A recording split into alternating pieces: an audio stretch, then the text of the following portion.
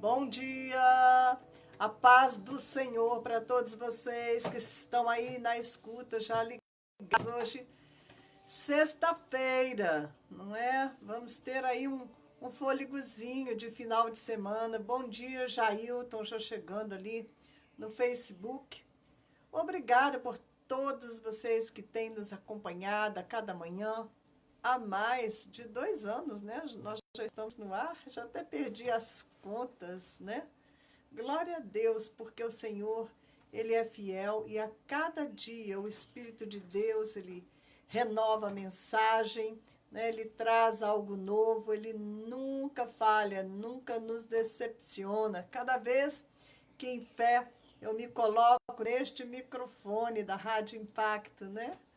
O Senhor tem algo a dizer através, né, deste microfone, através desta posição que eu tomo aqui para falar com vocês, porque eu sempre entrego ao Senhor. Senhor, não seja, né, o que eu tenho a dizer, eu não tenho nada a dizer, mas que seja aquilo que o Senhor precisa falar com o seu povo. Bom dia você, Shalom Oliveira, também chegando. Cada dia, né, o pessoal no Facebook se renova. Olha só, o Shalom falando, Deus abençoe sua vida abundantemente, a paz do Senhor aos eleitos, uma palavra de paz. Amém, queridos, amém a todos vocês que estão comigo. Mas este dia que o Senhor tem nos abençoado, hoje, né, o sol deu as caras, parece que vai esquentar um pouquinho.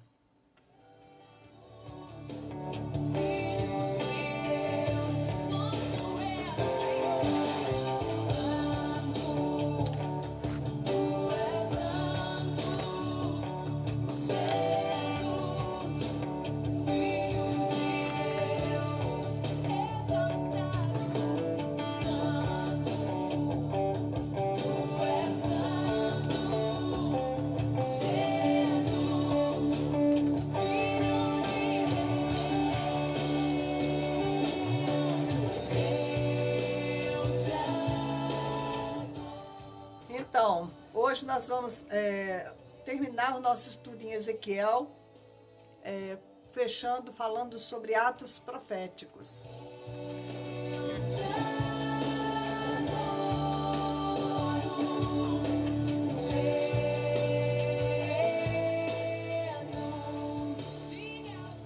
Olá, Guto Reis, bom dia. Então, também vamos estar falando, se der tempo aqui, sobre no ventre da terra, ok?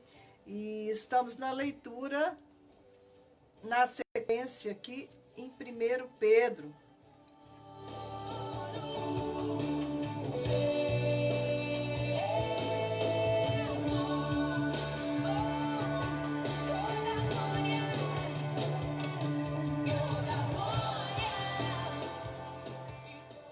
Você está ouvindo aí com a gente hoje a Nívia Maria, né? Nívia Soares, desculpem. E vamos compartilhar o Salmo de número 86.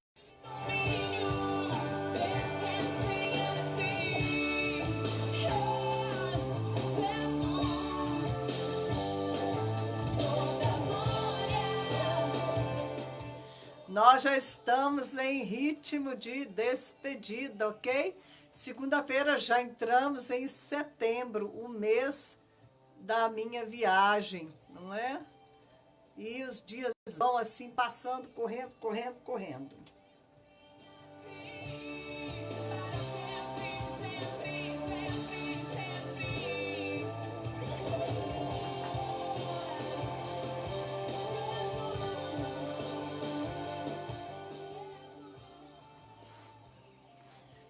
Todas as nações que tu formaste virão e te adorarão, Senhor, e glorificarão o teu nome.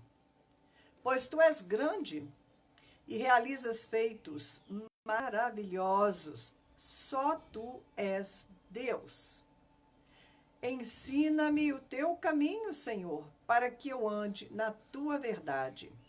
Dá-me um coração inteiramente fiel, para que eu tema o teu nome. E de todo o meu coração te louvarei, Senhor, meu Deus. Glorificarei o teu nome para sempre. Pois grande é o teu amor para comigo. Tu me livraste das profundezas do Sheol. O Senhor livrou a cada um de nós das profundezas do Sheol. Né? O Sheol é um lugar de morte, de condenação. E Ele nos retirou das trevas para a sua maravilhosa luz.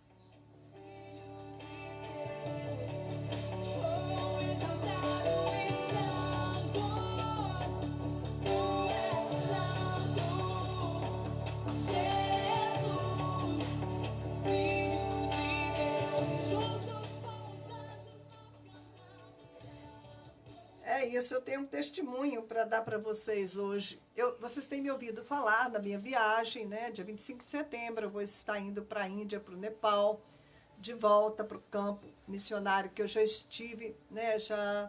Por 3 vezes eu já estive na Índia. Por 2 vezes eu realmente, né, permaneci por 5 meses, que era o tempo que o visto, né, me concedia para estar.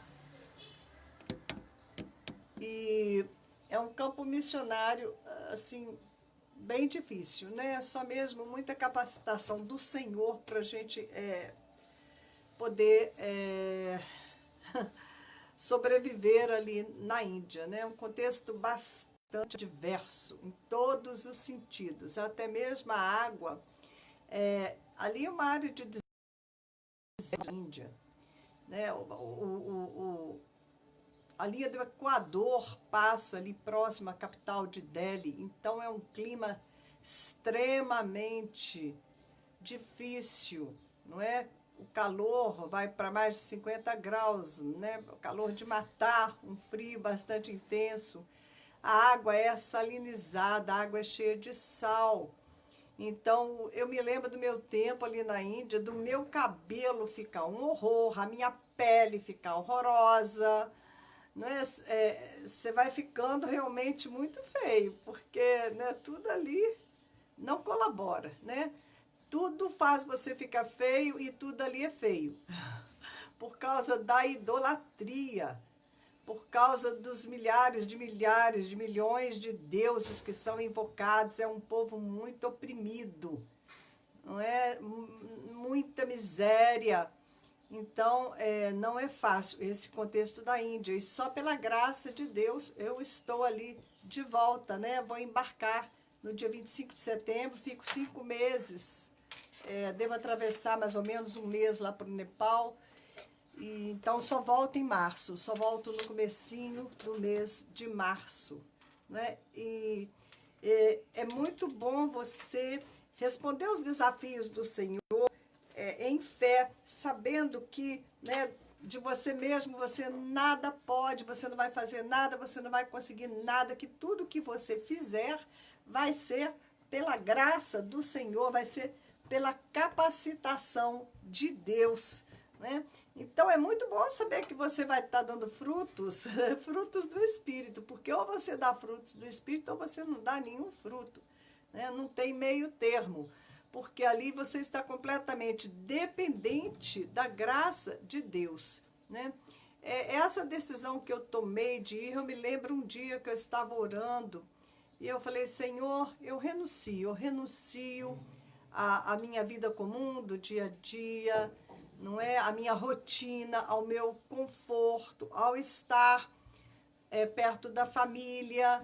Tudo bem, isso tudo é bom, mas é como se você estivesse no arraial, no pé da montanha.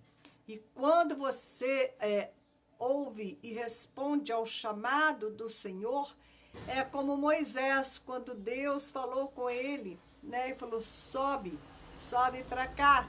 E Moisés subiu o Monte Sinai para ficar 40 dias na presença do Senhor. E ali ele foi alimentado por Deus, foi sustentado por Deus, né? Não tinha água, não tinha comida, era um grande desafio, mas ele estava com o Senhor, não é? Ele dependia completamente de Deus para mantê-lo vivo ali naquelas condições, e ele ficou 40 dias. E nisso o pessoal estava lá embaixo, vivendo a vida deles comum, né? Lá no pé da montanha. Não subiram a montanha com Moisés e acabaram se envolvendo, né? Naquela idolatria, fizeram o bezerro de ouro. Por quê? Porque eles estavam ociosos, o tabernáculo ainda não tinha sido erguido, não tinha, né, um comando de Deus ali, eles não tinham que se ocupar com jejuns, corações, com sacrifícios, não havia ali uma orientação do Senhor, né? O profeta Moisés havia subido o monte e sem a profecia o povo se corrompe, e foi o que aconteceu, eles se corromperam, né? Porque estava assim muito fácil a vida, eles não eram mais escravos, eles não tinham mais que trabalhar, né? Debaixo do chicote do feitor. E assim como o pecado de Sodoma e Gomorra foi a vida fácil, a vida boa, não é? Que acabou levando-os pelos caminhos que eles foram, a nossa vida fácil, a nossa vida boa no pé do monte, acaba fazendo com que a gente se envolva nas coisas deste mundo e você vai se afastando do Senhor. Então, para Moisés era muito mais fácil não se afastar de Deus. Para ele era muito mais fácil, porque ele estava lá no alto da montanha, do Monte Sinai com o Senhor, não tinha nada que pudesse distraí-lo, ele estava focado, né, em sobreviver ali, em estar ali na presença do Senhor. Não tinha nada que pudesse tirar o foco ou distraí-lo da presença de Deus. E eu acho que quando o Senhor chamou Moisés e ele respondeu ao chamado, né? Quando você responde, quando Deus te chama e você responde, eis-me aqui, Senhor, envia-me a mim, como Isaías, né? Você vai ter esta experiência de deixar aquela vida comum, aquele dia a dia, né? Onde você vai ali até se distraindo com tanta coisa, para que você suba o monte. Quando você diz, eis-me aqui, Senhor, você sobe o monte e vai estar imerso nesta presença de Deus, focado em ouvir o Senhor, em fazer a vontade dEle, mesmo porque, se não for assim, você não tem chance de sobreviver, porque tudo vem dEle, é Ele quem vai te proteger, Ele quem vai te dar a tua água, teu alimento, tudo, né? Você não vai estar fazendo nada. Lá em cima, Moisés não tinha como plantar para comer, como o povo lá embaixo, né? Não tinha de onde tirar água, a não ser que o Senhor fizesse brotar água da rocha para ele. Então, esse caminhar em fé, essa dependência total de Deus é desafiante, mas é muito compensador, né? Porque se eu estou enfrentando o desafio de voltar a Índia e ao Nepal, é completamente repousada e confiada na graça do Senhor. É Ele quem vai me dar graça para comer aquelas pimentas, aquelas coisas que eles comem, não é? E vai me dar saúde para eu conseguir me alimentar com aquilo que eles se alimentam, dormir da maneira como dormem, passar pelos caminhos que eles passam, visitar aquelas favelas horríveis. Alguém me perguntou, você já tomou todas as vacinas, não é? E eu disse, não, a primeira vez que eu fui para a China, era exigido que eu tomasse todas aquelas vacinas, né? Muitas vacinas foram exigidas pela organização missionária que eu estava envolvida, eu tomei todas aquelas vacinas. Mas depois disso, eu passei a andar completamente, né, confiada no Senhor. Inclusive, eu não tinha nem plano de saúde, não tinha nada. Eu não tinha nenhum ganho fixo. Eu não tinha, não é? Quando eu vim para Jesus, eu me separei do meu marido, né? Por motivo de traição, eu me separei dele, mas eu ainda tinha pensão, né? A pensão dos meus filhos, a minha pensão depois. Quando eu estava para ir à China, meus filhos já estavam crescidos, já não estavam comigo, mas ainda eu tinha 2 salários de pensão. E eu fui até esse ex-marido e falei, olha, você não precisa mais me dar esse dinheiro. Eu sei que você não me dá de boa vontade, eu não quero um dinheiro que não esteja sendo abençoado, não é? E então o Senhor me instruiu que o Senhor ia me sustentar, que eu podia abrir mão daquela pensão que ele depositava com tanta raiva, né, com tanto desgosto. Enfim, e eu então falei, não, você pode ficar tranquilo, não precisa mais, não é? Meu Deus vai cuidar de mim. E foi o que ele fez. Desde então, né, desde 2008, quando eu fui para a China, né, eu não tinha nada, tinha nada. Recentemente, né, eu me aposentei pelo INPS, você tem aquele salário, mas eu fui confiando somente aí no Senhor. E ele levantou pessoas, né, mantenedores. Eu vendi coisas que eu possuía, né, e com isso eu fui pagando a minha escola na China, que era cara, aluguel, todas essas coisas. O Senhor foi me sustentando, não é? E eu ainda vim da China e voltei para a China, né, e foi assim, né, uma caminhada de fé. E por que eu estou falando isso para vocês? Porque eu queria dar um testemunho, né? Vocês que têm me acompanhado, eu disse que eu estaria comprando a passagem aérea para a Índia, né? A passagem custou R$ 4.800 e essa passagem foi tirada no cartão, na fé de que o Senhor, de alguma maneira, ele iria enviar o recurso para cobrir esta passagem aérea. É lógico que não é só a passagem aérea que eu preciso, não é? Porque nós temos que viajar, né? Tem que ir para a rodoviária, você vai de Uber. Na rodoviária você vai para o Rio, né? Chegando lá em Delhi, eu tenho que me deslocar, eu não vou ficar parada no aeroporto, eu tenho que pagar outros táxis para ir para outros lugares com bagagem. Só de você transitar, você não vai ficar sem comida todo o tempo que você está transitando. Então, existe um custo adicional de todas as coisas. Eu calculei mais ou menos e pedi ao Senhor entre 12 mil a 15 mil reais para esta viagem. Não é mesmo? Porque você chega lá, você quem tem que pagar a comida de quem for comer com você. Se você vai comer, você tem que pagar para os outros. Se você vai se locomover, você tem que pagar para os outros. Por quê? Quem está me recebendo são pessoas que não têm qualquer recurso, pessoas que dependem de mim. Então, para tudo isso, eu confio que Deus proverá da mesma maneira que Ele honrou a minha fé e Ele proveu o pagamento da passagem aérea. Eu estava orando e aguardando no Senhor e eu cheguei na minha irmã por esses dias. E quando eu cheguei, ela falou assim, olha, a sua passagem aérea está paga. Falei, nossa, mesmo? Me conta o que aconteceu, como, quem pagou, né? Porque o senhor tinha me dito que ia tirar leite de pedra para poder, né, para que eu tivesse os recursos necessários. Falei, eu sabia que não era minha irmã que ia pagar a passagem aérea, porque ela estava sem dinheiro nenhum. Ela estava com um valor para uma cirurgia que ela tem que fazer, e inclusive ela estava assim bem apertada, né? Assim, fazendo isso, mas estava apertada para pagar essa cirurgia.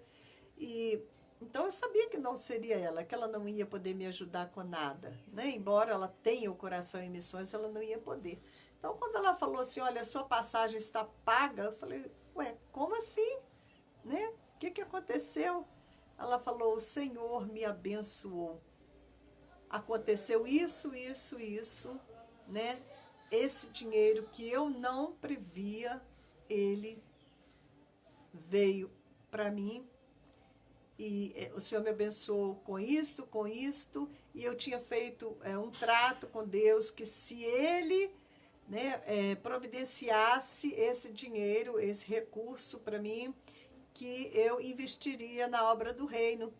Então, eu estou cumprindo minha promessa ao Senhor, porque Ele fez o que eu pedi. Não é? Então, eu vou estar pagando a sua passagem aérea, você não precisa mais se preocupar com isso. Então, ela vai estar pagando todas as parcelas da passagem aérea.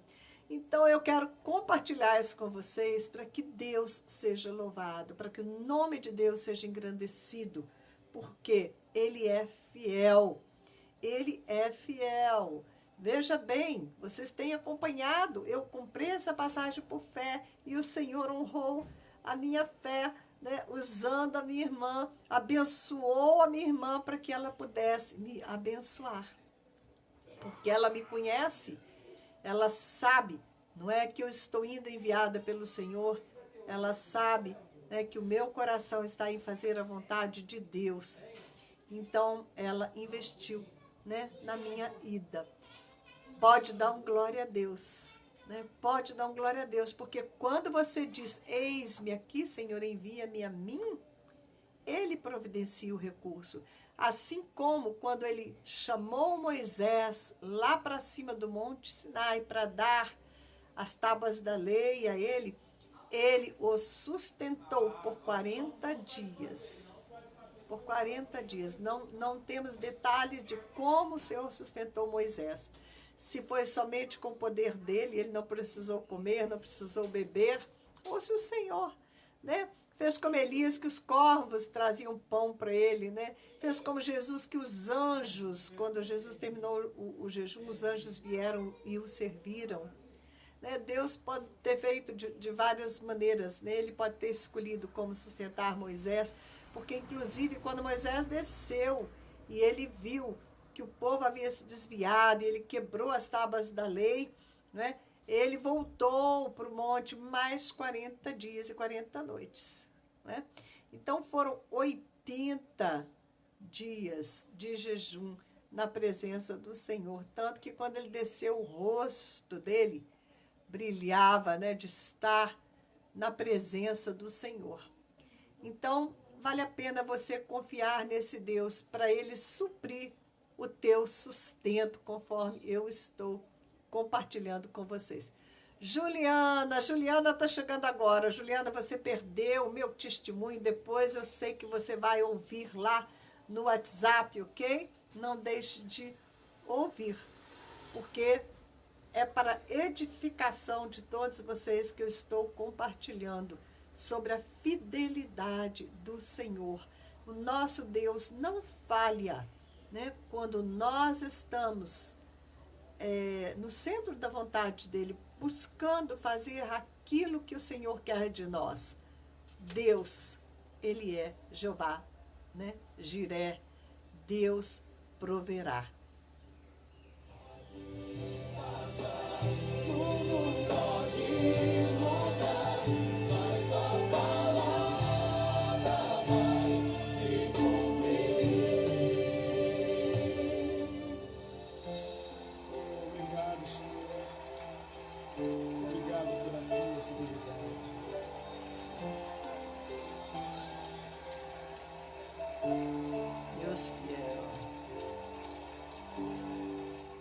Deus fiel, tá vendo? Quando eu levantei o som, o Espírito de Deus, que é o meu operador da mesa de som aqui, ele encaixa os louvores de uma maneira absurda, de acordo com o que eu estou falando. Então, acabou ali, né, de tocar o toque no altar, dizendo Deus de aliança, Deus de promessas, Deus fiel, Deus fiel.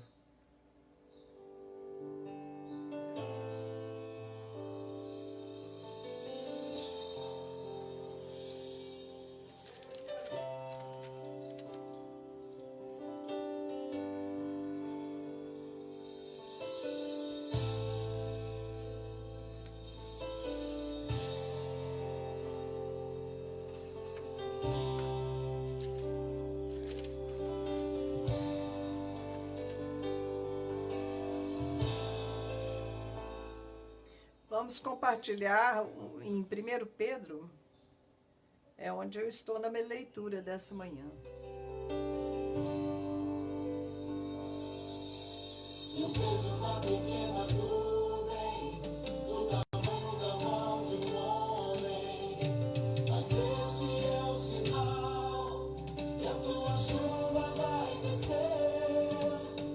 Eu vejo uma pequena nuvem do tamanho da mão de um homem, mas esse é o sinal que a tua chuva vai descer. Vai chover, abra as comportas do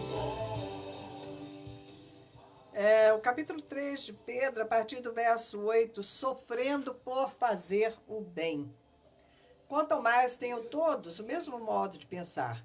Sejam compassivos, amem-se. O que é ser compassivo? Né? Agir com compaixão. Amem-se fraternalmente, sejam misericordiosos e humildes. Não retribuam mal com mal, nem insulto com insulto. Ao contrário, bendigam, pois para isso vocês foram chamados, para receberem bênção por herança.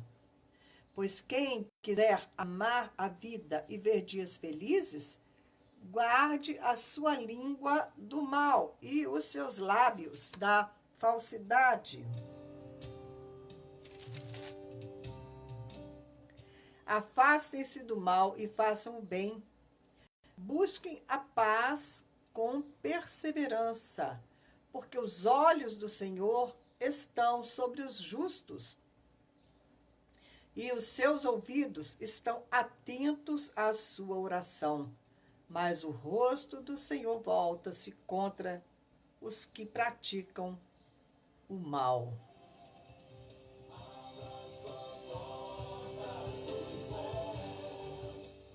O importante é conduzir as pessoas a Deus através do nosso procedimento. Não adianta você falar algo, falar alguma coisa e agir de maneira contrária àquilo que você está dizendo, né?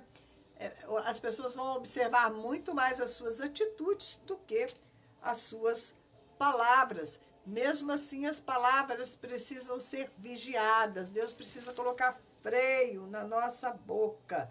Aqui diz, quem quiser amar a vida e ver dias felizes, guarde a sua língua do mal e os seus lábios da falsidade. Afaste-se do mal, faça o bem, busque a paz com perseverança. Porque os olhos do Senhor estão sobre os justos e os seus ouvidos estão atentos à sua oração. Mas o rosto do Senhor volta-se contra os que praticam o mal. Eu vinha caminhando para cá e passei em frente ao Museu Mariano Procópio e a gente vê, né, aquele lago lindo. É um cenário maravilhoso ali, né? O Museu Mariano Procópio, um jardim lindo. E quando eu passei, o cisne preto, um grande cisne negro, estava deslizando na superfície das águas do lago. E o lago, ele fica um pouco, né, esverdeado pela alga. É muito lindo, né? É coisa mesmo assim, parece uma pintura. Né? Parece um quadro pintado, o cenário ali do jardim do museu. E aquele cisne deslizava majestoso e calmamente sobre as águas tranquilas do lago.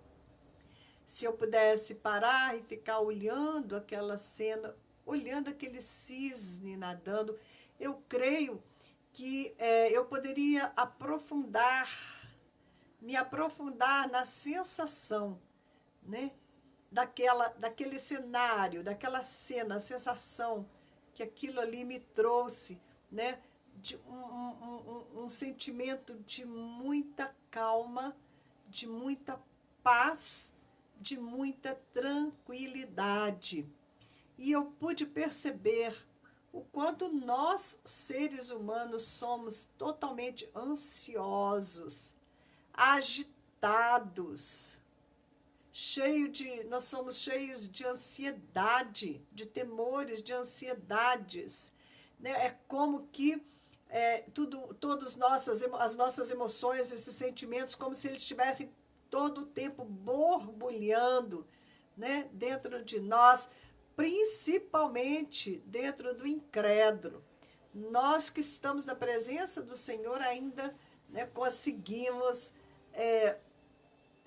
nos deleitar, né, na paz, usufruir um pouco mais desta paz que vem do Senhor, embora que a nossa carne, ela é muito agitada, a nossa parte de alma, a nossa alma, ela tem muita dificuldade de se submeter ao nosso espírito e ao Espírito de Deus que está em nosso espírito.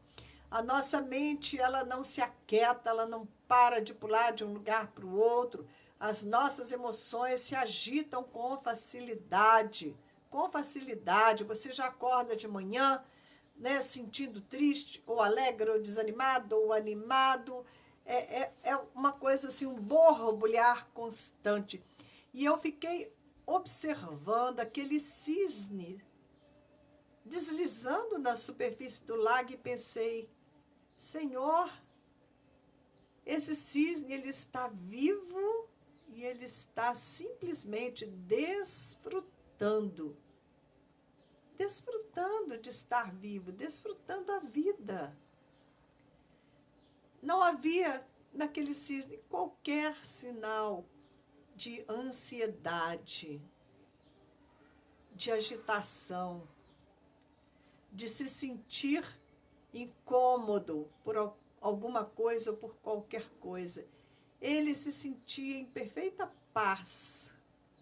Era a própria imagem da paz, né? Se sentia perfeitamente bem, tranquilo, nadando ali no lago, né? Fazendo aquilo que ele foi chamado para fazer. Apenas existindo e mostrando a beleza de Deus através da vida dele, não é? Ele apenas se alimenta, procria, embeleza. E, olha, eu pensei, gente, nós teríamos que ser como esse cisne, porque o Senhor diz, aquietai-vos e sabei que eu sou Deus. Quando nós conseguimos fazer calar o nosso corpo, calar a nossa alma, calar as exigências do nosso corpo e da nossa alma, quando nós conseguimos fazer calar a voz da nossa carne, a nossa mente, as nossas emoções e fazer com que sosseguem na presença do Senhor, é maravilhoso quando conseguimos entrar neste nível de adoração, na presença do nosso Deus. Nós podemos, né, imaginar que estamos deslizando, né, nesse lago de águas tranquilas.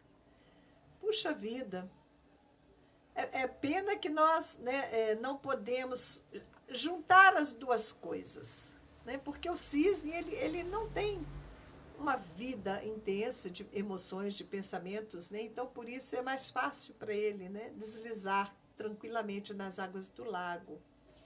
Mas nós podemos, né, ser como esse cisne, embora com a nossa vida de pensamento, nossas emoções e tudo mais, podemos, né, conseguir chegar bem perto disso, porque se não fosse possível, o Senhor não falaria para cada um de nós, não estejais ansiosos por coisa alguma, veja como eu cuido dos pássaros, nem um fio de cabelo da tua cabeça cai sem que eu saiba, sem que eu esteja vendo. Né? Os olhos do Senhor estão atentos sobre nós, Ele escuta a nossa oração. E a gente fica se debatendo como quem está afogando nas águas do lago, quando nós podemos boiar na graça de Deus, quando nós podemos deslizar no cuidado e no amor do Senhor.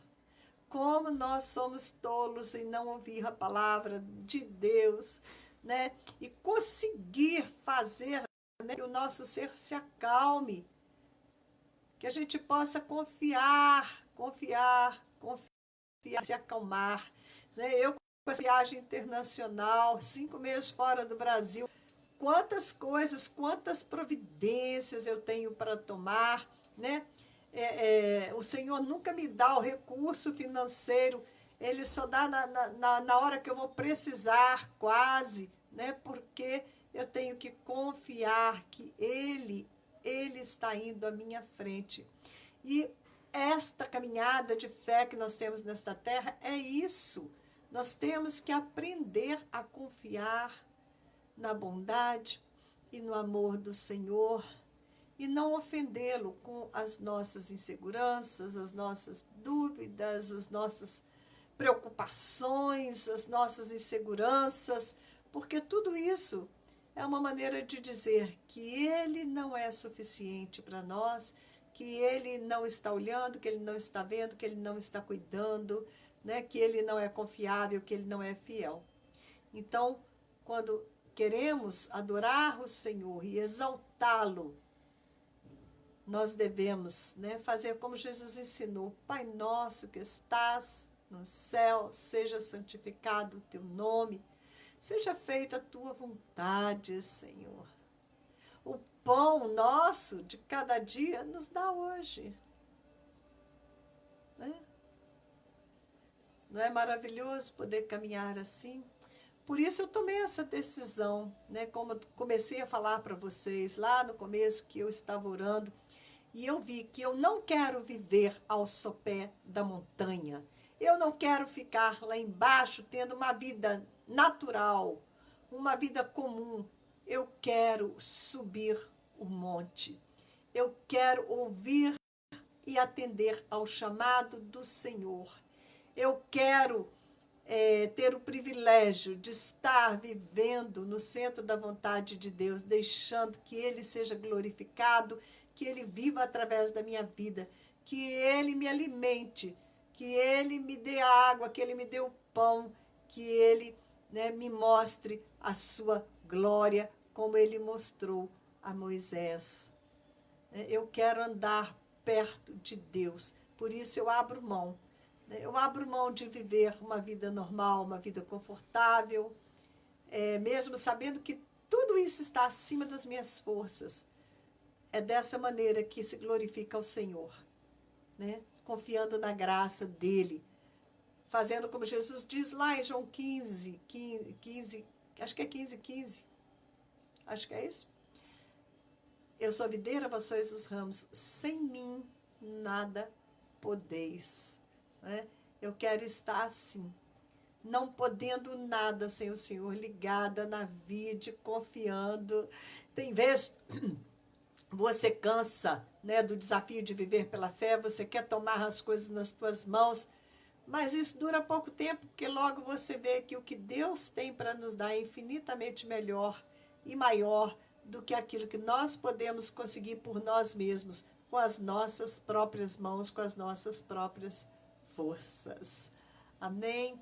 Então fica com esta imagem desse cisne lindo, negro, deslizando nas águas calmas de um lago lindo, né? Imagina que você é este cisne e que as águas deste lago são as mãos do Senhor que te cuidam, que te sustentam, e aí nós não temos que preocupar mais e estar ansiosos com coisa alguma, porque Ele sabe como nos cuidar, Ele sabe todas as coisas.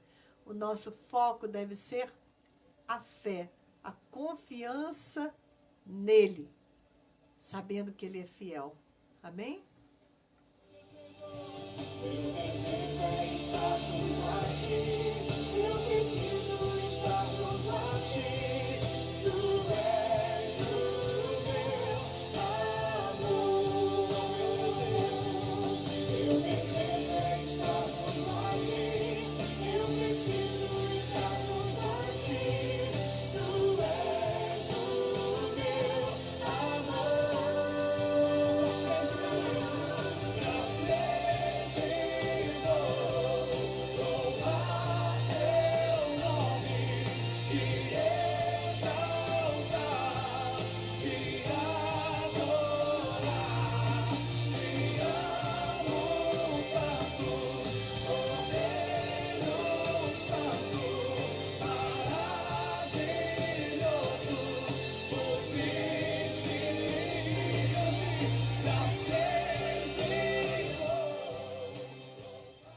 Não disse para vocês que é o Espírito Santo que opera essa mesa de som? É exatamente, né? O louvor veio em cima daquilo que eu estava falando. Gente, até o dia 7 de setembro, né, desde o dia 18 de agosto, está acontecendo um movimento de oração pelo Brasil. 7 de setembro, data da independência do Brasil, é um movimento que chama Brasil de Joelhos por uma Nação Livre. Faça parte, coloque o Brasil no seu devocional, ore intensamente pela nossa nação nesses dias, porque antes o inimigo estava usando o presidente da República, era um presidente comprometido com as trevas, né? Os últimos presidentes eram pessoas comprometidas com as trevas. E o inimigo estava usando esses presidentes, né, para continuar alimentando a corrupção, a roubalheira, tudo de mal que estava acontecendo no Brasil. Agora o Senhor levantou o Bolsonaro com boas intenções, que ele ama a nossa nação, que ele quer fazer o melhor para o Brasil. Então, como o diabo não pode mais usar o próprio presidente da República, ele está usando tudo que ele pode para tirar pedras neste presidente, nos ministros, para tentar destruir, né, esta força, essa liderança que o Senhor levantou para transformar a nossa nação. E muito me espanta que servos do Senhor estejam se ajuntando com as forças malignas, as forças do mal, que querem a destruição da nossa nação, para se opor a este governo que foi levantado por Deus. Foi o Senhor que levantou, dando uma chance para a nossa nação. Então, está precisando de muita oração para cobrir o presidente Bolsonaro, os ministros, né? Precisa muita oração. Esses dias, com essa queimada da Amazônia, eles fizeram um escândalo, a coisa não é assim. É porque as forças dos outros países, eles querem tomar a Amazônia do Brasil, né? E o ministro responsável pelo meio ambiente, foi tanta pressão, foi tanto trabalho que ele baixou o hospital. Ele estava internado, né? Teve que internar ele, mas já liberou, graças a Deus. Então, eles estão sofrendo muito, eles estão sofrendo muita pressão de todo lado. É pedra que vem de tudo que é lado, porque eles estão tentando resgatar a nação brasileira das mãos do maligno. E não, né? Então, nós precisamos orar pelo Brasil e por aqueles que estão lá na frente, né, de decisões, para que Deus possa fortalecê-los, guardá-los e cobri-los. Amém? Faça a sua parte. Jejum e oração, 21 dias de oração e jejum pelo Brasil. Pode fazer o jejum de Daniel, por exemplo. Né? Participe dessa batalha pela nossa nação. Prepare o coração, venha celebrar, deixe a tristeza fora. Sai do teu lugar, abrace o teu irmão, vamos começar a festa hoje.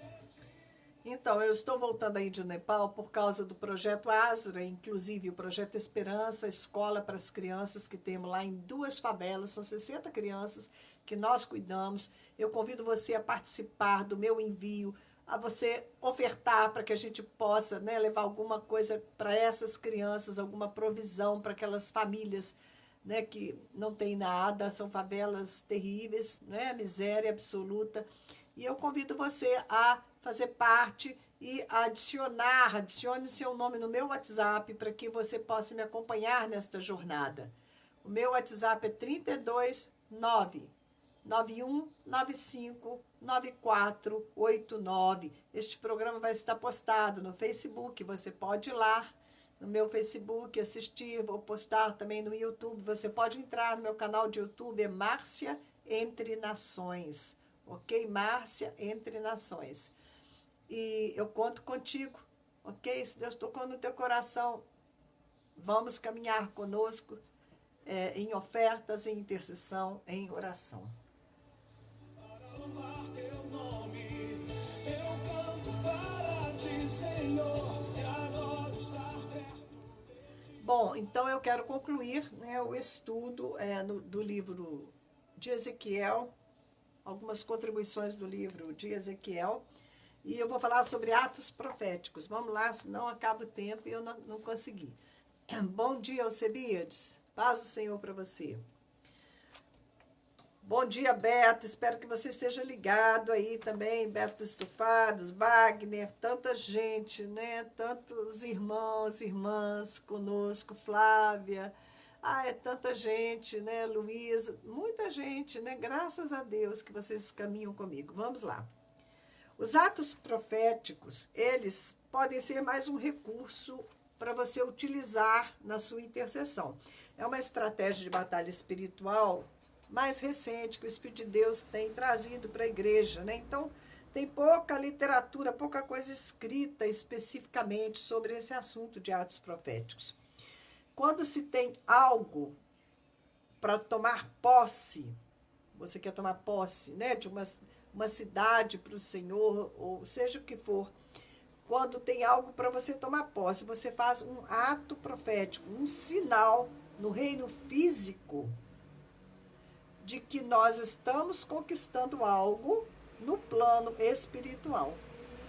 Diferente da palavra profética, o ato profético, como a própria palavra diz, ele inclui uma ação.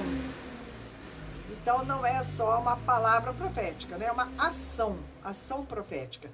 A dimensão espiritual ela é alcançada através da palavra e através de uma linguagem de símbolos. Os servos do diabo, eles sabem disso e por isso eles fazem a conhecida macumba, eles têm tantas outras práticas que, a princípio, pode até parecer para a gente ridícula, sem sentido, mas não é não, né? Senão eles não estariam fazendo, usando. Nós precisamos agir ao encontrar estes marcos de Satanás nas cidades que ele coloca para definir seus territórios de ação e para garantir a sua legalidade. Ele coloca marcos e nós precisamos, né, discernir isso e remover esses marcos. Ao encontrar as bases em que foram firmadas essas alianças demoníacas, nós precisamos destruí-las, desfazer os rituais que firmaram os pactos e reverter os instrumentos de legalidade das trevas. E é nessa hora que o Espírito do Senhor nos dirige em determinadas estratégias que vão romper essas consagrações demoníacas.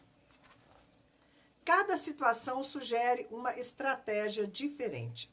Embora nós tenhamos exemplos clássicos, né, como você derramar do azeite ungido para quebrar o jugo, o azeite, né, como símbolo da unção que despedaça todo o jugo. Do vinho, como símbolo do sangue de Jesus Cristo, que redime do sangue que foi derramado sobre a terra através de guerras, de violência, de morticínios.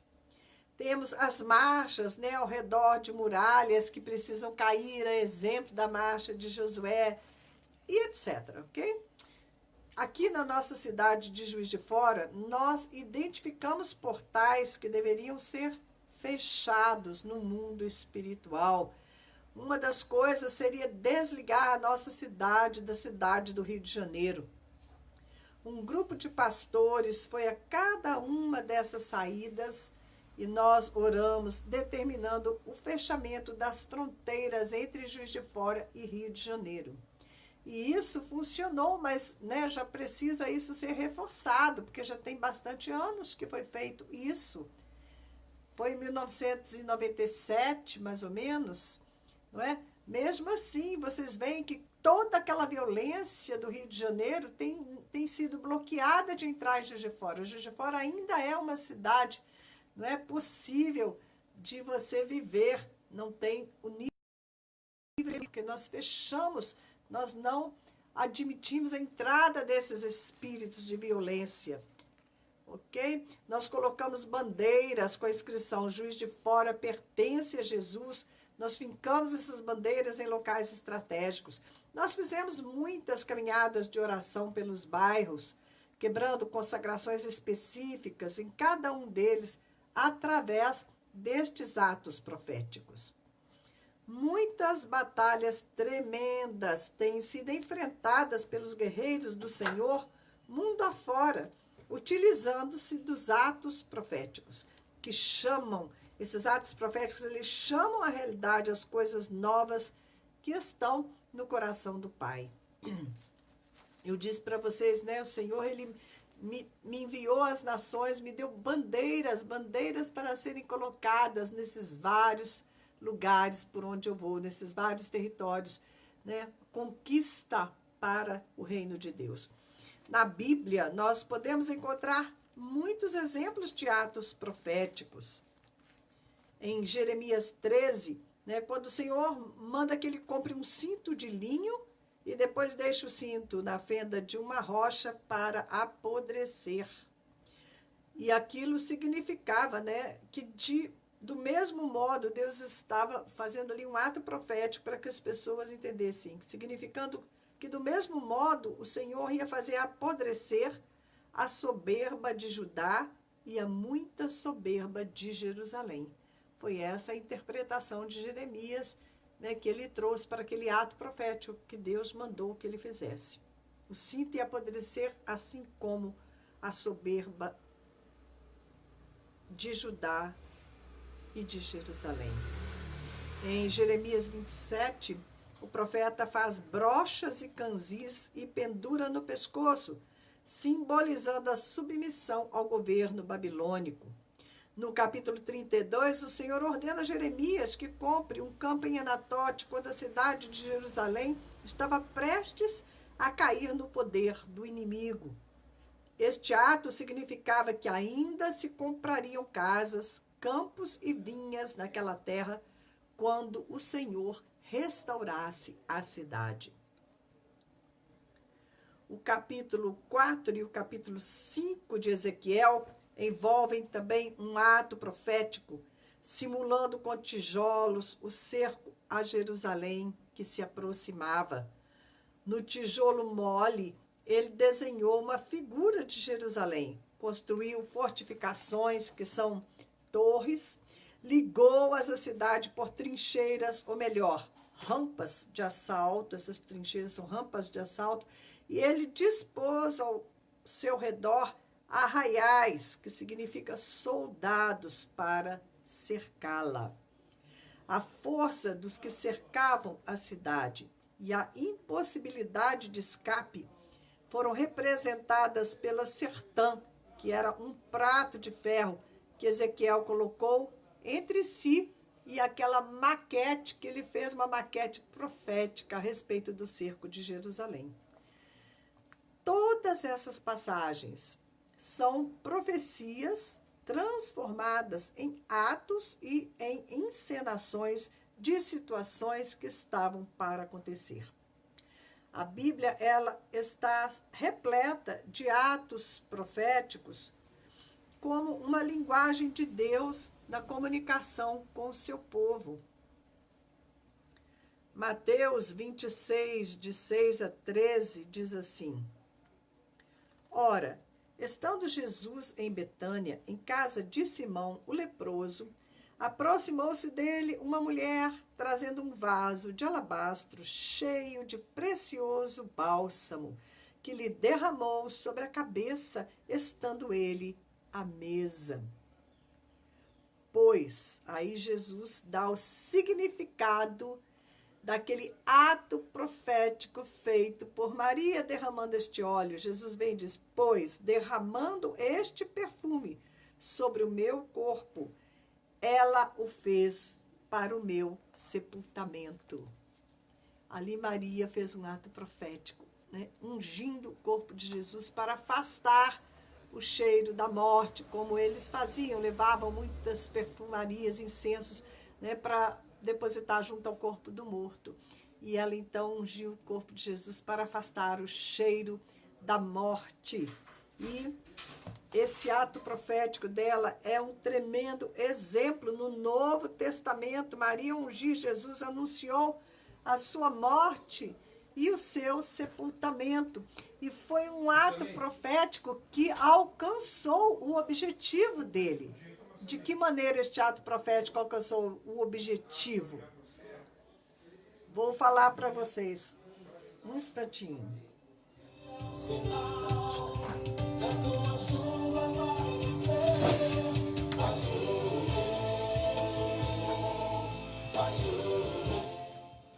Então, o objetivo dela era afastar de Jesus o cheiro da morte. E a palavra diz que Deus não permitiu que o seu santo visse corrupção. O corpo de Jesus não se corrompeu, a morte não se apegou a ele. Ele venceu a morte, ele derrotou a morte, o ungido do Senhor, a unção que despedaça todo jugo, a unção com a qual Maria ungiu a Jesus naquela hora, quebrou, né, destruiu o aguilhão da morte, né? Destruiu o jugo da morte. A morte não pôde reter a Jesus Cristo e ele ressuscitou. Naquele ato profético, Maria, não é, ligou na terra os celestiais, não é?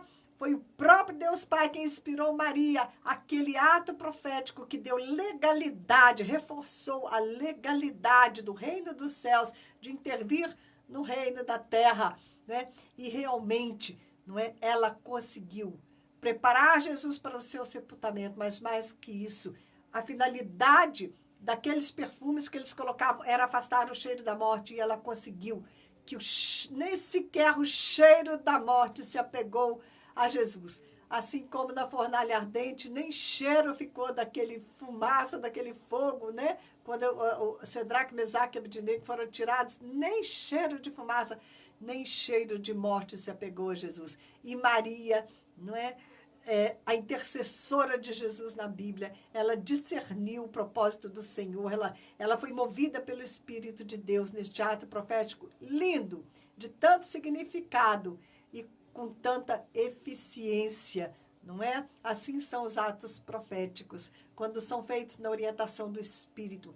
Eles ligam a realidade dos céus na terra e eles são marcos da parte do Senhor, não é? Que dão legalidade ao agir de Deus. Amém? Então, não despreze aquilo que você não compreende, porque a linguagem do mundo espiritual, ela passa também pelos atos proféticos, pelas bandeiras, pelas danças, ok? Então, você fique com este ensinamento hoje. Nós já estamos terminando por aqui. Se Deus quiser, segunda-feira estamos de volta. Eu pretendo fazer o programa, né, até lá para o dia 10 de setembro, 12, não sei que dia que vai cair a última sexta-feira, né? Lá para o dia 10, dia 11, 12, por aí que é a última sexta-feira. Eu acho que eu vou parar até um pouco antes, ok? Então, vamos aproveitar, não é, esses últimos programas que o Senhor está nos dando, né? Essas últimas oportunidades de estarmos compartilhando as coisas do coração de Deus. Depois disso, você tem que me adicionar no WhatsApp para continuar me acompanhando, para você ter tudo, né, fresquinho. Nós vamos estar transmitindo no Face Live, lá do Nepal, lá da Índia. Me acompanhe, me adicione no seu WhatsApp para que você possa me acompanhar, ok? Paz para vocês.